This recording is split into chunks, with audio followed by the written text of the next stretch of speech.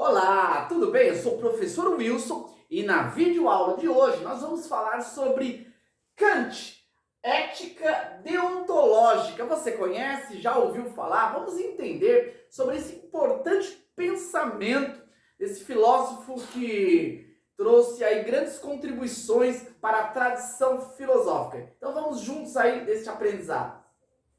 Tendo em vista que esse tema é muito abrangente, eu separei aqui alguns conteúdos que farão parte desta videoaula. Falaremos aqui sobre Kant e a ética deontológica. Comentaremos sobre a crítica ao utilitarismo, a liberdade como autonomia e o imperativo categórico. Então esses conteúdos farão parte da construção desta videoaula que vai tratar sobre a deontológica, a ética de Kant. Kant, esse importante filósofo do século XVIII, trouxe várias contribuições para a filosofia. Ele tratou da questão do conhecimento. A sua obra, A Crítica à Razão Pura, ele faz aí uma junção entre o racionalismo e o empirismo. Kant vai contribuir na questão da ética, no qual ele vai desenvolver a sua própria teoria, a teoria deontológica. Nesse caso, na sua teoria, nós vamos ter aqui a questão procedimental, uma teoria que é desenvolvida a partir de um procedimento. Ela é universal. Kant vai defender a ética como não sendo uma ética particularista ou circunstancial. Não, mas uma ética que serve para todos. Existe um padrão, princípios que são universais. Ele vai defender também a questão do a priori, que é um termo muito utilizado por Kant. Quem não conhece, o a priori e o a posteriori de Kant. No caso, o a priori é o conhecimento que já faz parte da própria constituição humana. É o conhecimento que nós já trazemos na nossa própria natureza. E o a posteriori seria o conhecimento experimental, aquilo que nós vamos desenvolvendo ao longo da nossa vida. Nesse caso, a ética que Kant defende é uma ética a priori, que já está inserida na nossa natureza já antes das experiências. Também ele vai dizer que ela é vazia de conteúdos empíricos. Kant vai rejeitar uma ética da experiência, a ética da circunstância. Em determinado momento eu vou agir de uma determinada forma porque eu tive essa experiência e aí eu desenvolvi esse conceito. Não, ele vai defender uma ética que vem antes das nossas experiências, não uma ética que está desenvolvida a partir das nossas interações sociais. Não. Portanto, vamos entender um pouco mais sobre os fundamentos dessa ética de Kant. Para entendermos melhor a ética de Kant, vamos relacionar que ela é contrária ao utilitarismo. Aquela teoria desenvolvida por Jeremy Bentham, Stuart Mill, que vai dizer que as consequências de uma ação vai determinar se a ação é certa ou se é errada. Nesse caso, a quantidade ou a qualidade da felicidade que uma ação vai proporcionar determina a ética daquela ação.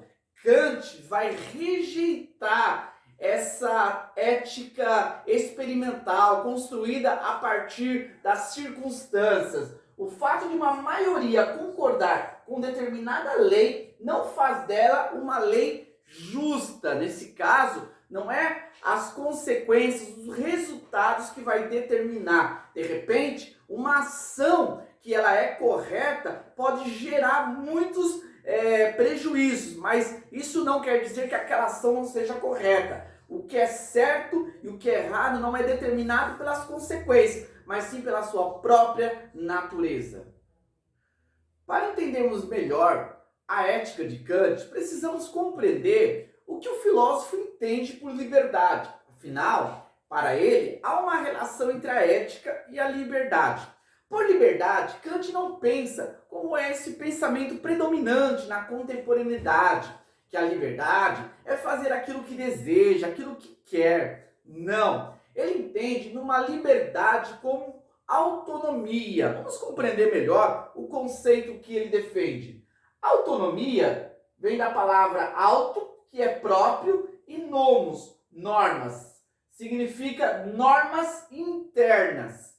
O sujeito livre é aquele capaz de agir independentemente de causas exteriores, quando a vontade não é determinada por leis da natureza, nem culturais, nem sociais. Livre, para Kant, é aquele que consegue seguir as normas, os princípios daquilo que é certo e errado, e não ser levado pelas forças da natureza ou pelas construções culturais e sociais. Para Kant, existe um princípio supremo daquilo que é certo e daquilo que é errado. E a liberdade consiste em adequarmos a nossa natureza, as nossas ações naquele princípio. Quando conseguimos viver e praticar aqueles princípios universais, nós atingimos a felicidade. Então, não é a minha natureza, não é as minhas intenções, os meus desejos, as minhas ações que vai determinar a ética. Mas a ética é determinada por si mesmo e eu que tenho que me adequar a essa realidade. Agora, como chegar a esse princípio moral? Existe uma lei universal, um princípio que deve servir para todos. Mas como encontrar se a minha natureza, os meus desejos, a minha construção social e cultural não se adequa a esse princípio? Então aqui nós vamos rever um pouquinho que Kant vai dizer que a moralidade significa agir com a intenção exclusiva de respeitar o dever. É entender que existe um princípio e que nós devemos seguir esse princípio, esse dever, mesmo que esse dever venha nos trazer intempéries, prejuízos, desgaste, mas nós devemos seguir aquilo que é certo. Minha ação é boa quando respeito essa moralidade ou máxima. Olha que essa ideia de Kant choca, né, com a nossa realidade contemporânea. Hoje nós estamos vivendo a decadência da ética, da moralidade. Nós estamos vivendo uma sociedade que tem um nível diluído de moralidade. Aqui ele continua, né? A qual possui um princípio geral único, que faz, olha, quando fala aqui único, vai na contramão dessa relatividade atual, onde as pessoas criam para si a sua ética, aquilo que é conveniente, aquilo que é interessante. Okay? Então ele fala que existe uma regra única que faz com que todos os nossos deveres dele dependem. Então, a partir desse princípio, nós vamos, na verdade, construir as demais ações a partir desse dever máximo.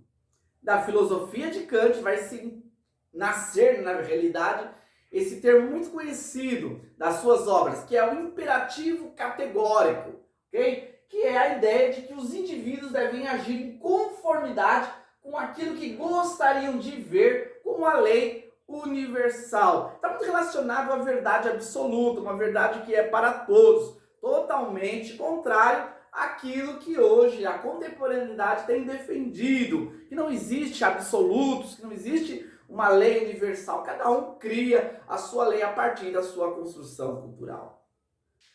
Ampliando um pouco mais do pensamento do filósofo Kant, nós vamos entender que Kant ele vai dizer que a ciência poderia investigar a natureza, indagar sobre o mundo empírico, mas não poderia responder sobre questões morais ou sobre o livre-arbítrio. Nesse caso, Kant vai argumentar a sua ética, a ética deontológica, como uma ética racional, uma ética que é construída a partir da busca pela razão, pela compreensão dessas verdades absolutas, desse imperativo categórico, que não pode ser construído a partir das experiências, a partir de uma construção científica, mostrando que a ciência é limitada para tratar e compreender essas questões tão importantes que são as relacionadas à ética. Da mesma forma que o filósofo Kant tem em sua filosofia muito a contribuir, de grande importância para nós, essa mesma intensidade de importância também nós temos de dificuldade. Entender Kant não é muito fácil não, até porque ele traz uma profundidade nas suas reflexões que gera, de alguma forma, uma dificuldade para que possamos ler e entender corretamente o filósofo. Mas espero que através dessa videoaula você possa aí ter iniciado uma reflexão, uma compreensão dos princípios do pensamento da ética deontológica. Então, já que você chegou até aqui nesse vídeo, quero te pedir para deixar um like, para ajudar aí que esse vídeo possa ser levado para mais pessoas e também não perca a oportunidade de se inscrever no nosso canal para não perder nenhum conteúdo. Aguardo vocês para a nossa próxima videoaula. Até mais!